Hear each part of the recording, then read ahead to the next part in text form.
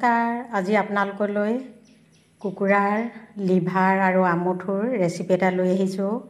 আহকচোন চাওঁ মইনো কেনেকৈ বনাইছোঁ।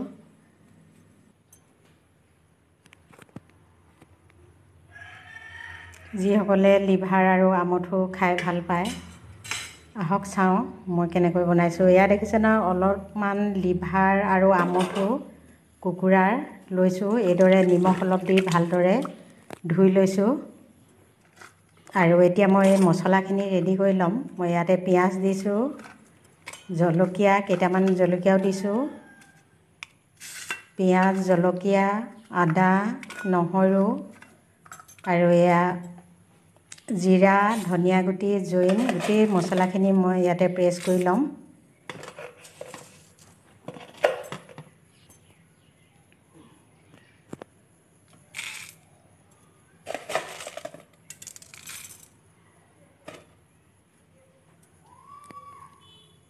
এয়া দেখিছে নহয়, গোটেই মছলাখিনি মই এইদৰে পেষ্ট কৰি লৈছোঁ। আৰু এতিয়া মই এখন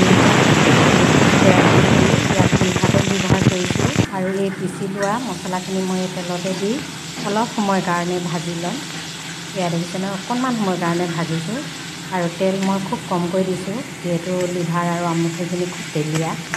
এয়া দেখিছে নহয়, খুব তেল কমকৈ দিছোঁ। আৰু এইদৰে অকণমান ৰঙচুৱা হ'লত এয়া দেখিছে নহয়, মই লিভাৰ আমঠু ইয়াতে দি দিছোঁ মছলাকণ অকণমান সময় ভাজি লোৱাৰ পাছত।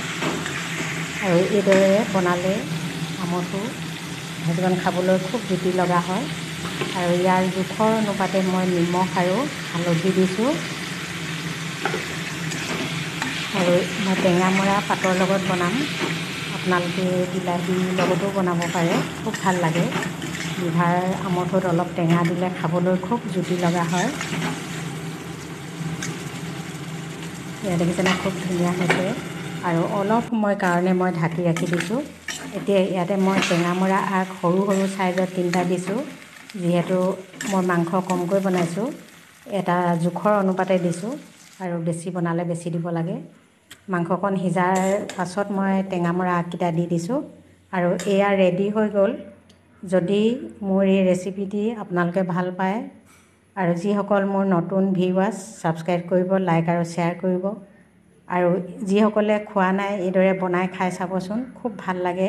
যিসকলে লিভাৰ আৰু আমঠু খায়, এয়া টেঙা পাত দি বনাব বা বিলাহী দি খাবলৈ খুব জুতি লগা হয়। আপোনালোকে ৰুটি বা ভাতৰ লগত খাব পাৰে, খুব ভাল লাগে। এয়া দেখিছে ন, খুব ধুনীয়া হৈছে, খুব জুতি লগা হৈছে।